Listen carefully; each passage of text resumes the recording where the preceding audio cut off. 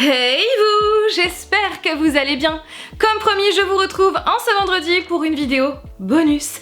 Comme je vous l'avais dit donc mercredi dernier, cette semaine, il va y avoir donc 3 vidéos sur ma chaîne YouTube et non pas 2. Oui, c'est Noël en avance, comme c'est Noël dans quelques jours, là, dimanche prochain, dans 2 jours, waouh, ça passe super vite. Et bien voilà, c'est Noël. Vous avez 3 vidéos sur ma chaîne cette semaine au lieu de 2.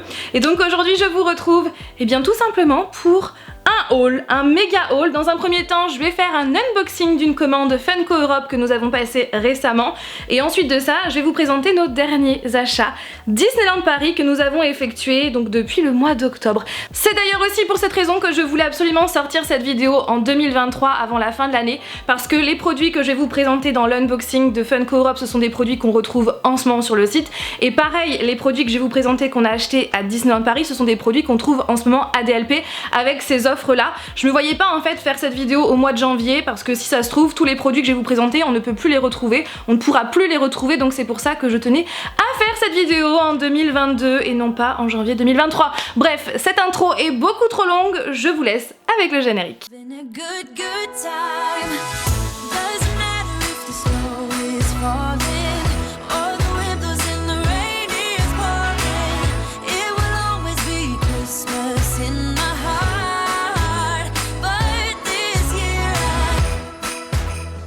Je commence tout de suite avec notre commande que nous avons fait sur le site de Funko Europe. Alors c'est une seule commande, c'est juste que c'est arrivé en 2 cartons puisqu'on a commandé des choses volumineuses. Bien évidemment, le site de Funko Europe, c'est un site où on retrouve bien des pop, bien évidemment, puisque c'est le site officiel de la marque Funko, mais pour l'Europe, d'où le Funko Europe, bref, on a compris. Donc oui, vous retrouvez plein de pop, que ce soit des pop classiques que des pop exclusives. Vous avez notamment des pop qui sont exclusives au site Funko. Vous avez aussi des sacs Launchfly, des portefeuilles Launchfly, enfin bref, vous avez aussi la marque Launchfly. Nous avons profité du Cyber Monday pour passer cette commande, parce qu'en fait le Cyber Monday c'est le lundi, comme son nom l'indique, qui arrive donc juste après le Black Friday, et en fait ce sont des soldes sur internet, des soldes hyper alléchantes. Donc notamment sur le site de Funko Europe, vous aviez tous les sacs Launchfly, presque, non tous, à moins 50%. Quand on sait qu'un sac Launchfly coûte en moyenne 80-90 €, ça valait vraiment le coup. Surtout que y a des exclusivités sur le site qu'on trouve que sur ce site là, donc ça valait vraiment le coup. Je vais donc ouvrir tout ça. Par contre, petite information, je ne vais pas tout vous présenter puisqu'il y a un cadeau dans ce colis qui est pour quelqu'un de notre famille. Voilà, donc je ne vais pas citer qui, quoi ou qu'est-ce pour ne pas spoiler si si mon entourage regarde mes vidéos. Il est trop beau, il est trop beau, il est trop beau, il est trop beau. Il est beaucoup trop beau. Il est beaucoup trop beau. Donc c'est un sac Launchfly. C'est un sac sur lequel j'avais des vues depuis plusieurs semaines. C'est un sac qu'on retrouve uniquement sur le site de Funko. Et c'est vrai que j'ai hésité à le prendre parce que 90 € quand même, s'il vous plaît, voilà. Ce n'est pas comme si j'avais déjà acheté d'autres sacs récemment. Oui, je vous l'ai présenté tout à l'heure. Donc c'est pour ça que je m'étais dit bon, je vais passer mon tour. Et quand j'ai vu le Cyber Monday et que ce sac était à 45 € au lieu de 90, je n'ai pas pu résister. Il est trop beau. Et malheureusement, en caméra, vous le voyez orange. Alors que effectivement, il est orange, mais il a des sous-tons rouges quand même. Il est magnifique, non? Et c'est vrai que je n'avais pas encore de sac mini jusqu'à présent et il est vraiment beaucoup trop beau. Vous avez donc Mini qui est derrière comme ça, qui lance des feuilles d'automne.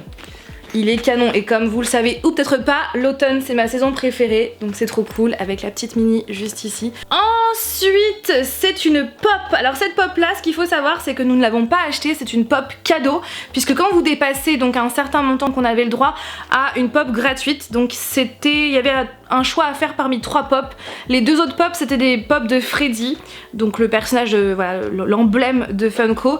Donc je crois qu'il faisait du foot et l'autre je sais plus ce que c'était, et donc nous on a choisi celle de Nick Fury parce qu'on ne l'avait pas.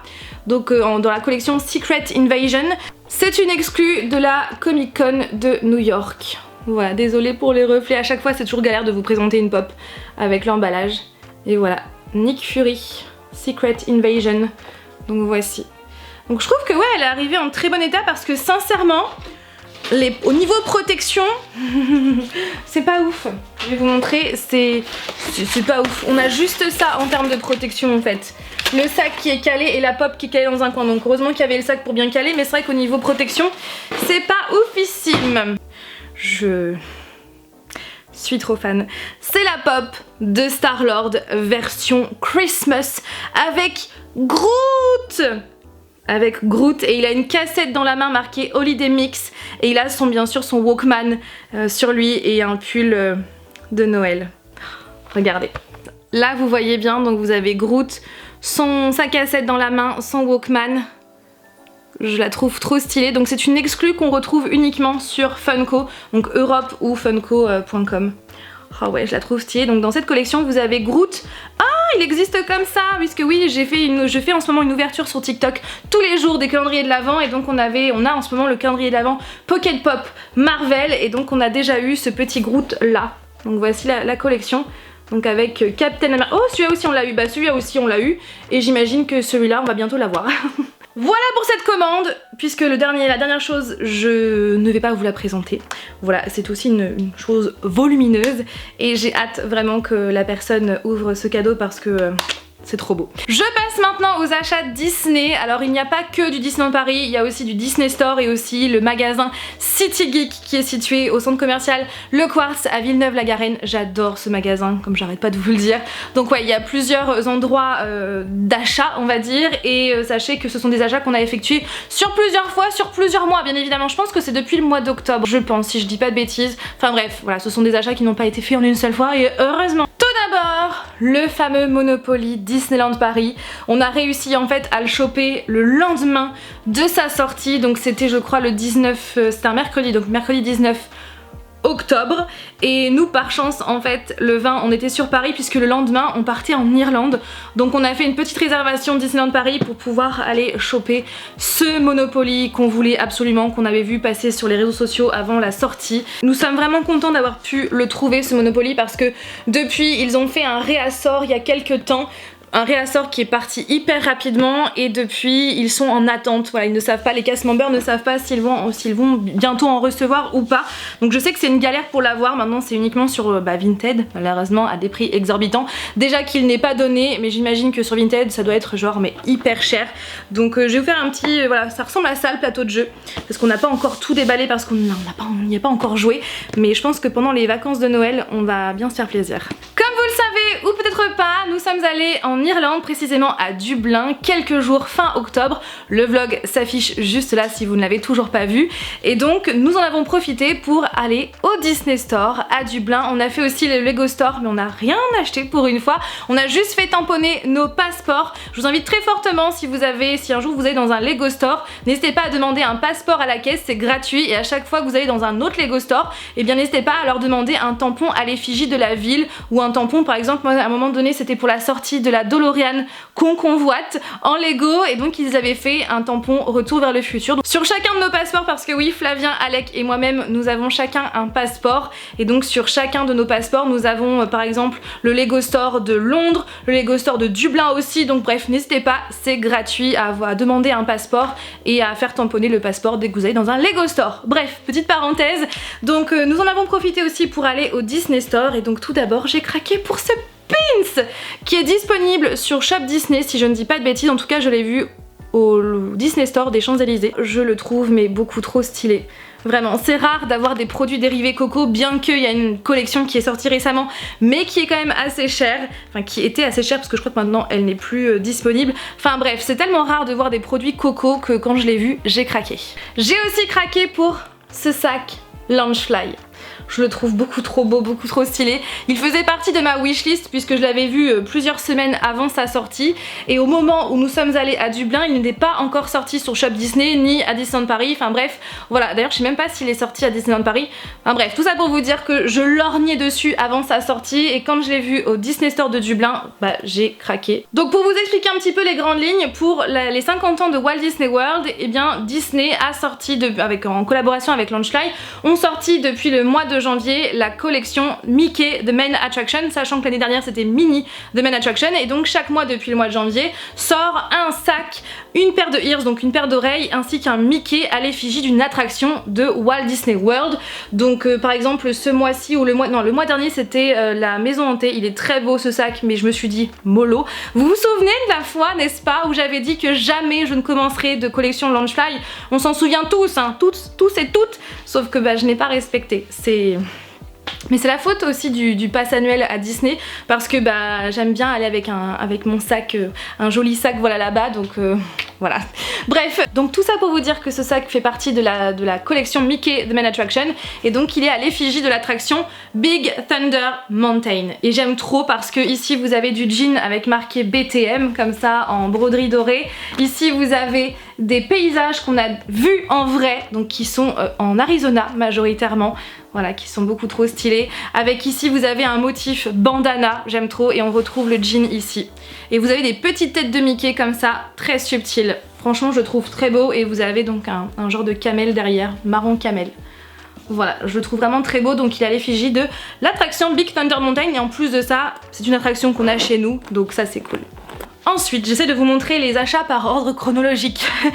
Nous avons donc fait la soirée du 29 octobre, donc la soirée d'Halloween à Disneyland Paris. Donc c'était la première soirée sur les deux soirées qu'ils ont fait sur le thème d'Halloween à Disneyland Paris. C'était donc une soirée spéciale de 18 h à 2 h du matin, c'était juste génial. J'ai fait un vlog qui s'affiche juste ici. C'était trop bien, aussi bien pour les petits que pour les grands. En plus, on y est allé en famille, donc il y avait mon chéri, il y avait ma soeur, il y avait donc mon beau-frère, il y avait ma nièce, il y avait l'un de mes frères aussi, et franchement c'était trop cool. On a crié dans les grottes comme ça, enfin c'était trop bien. Je vous invite à aller voir vraiment ce vlog là. Donc nous avons craqué pour 3 pins sur le thème de Phantom Manor. Donc le premier c'est celui-là, je l'adore.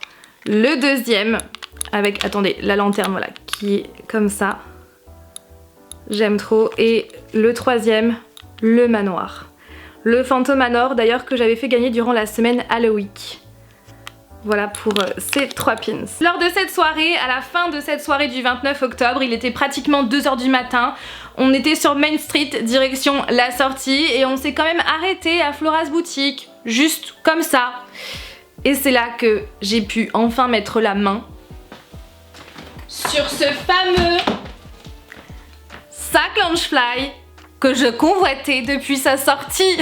Donc c'est le fameux sac des 30 ans qui est juste canon.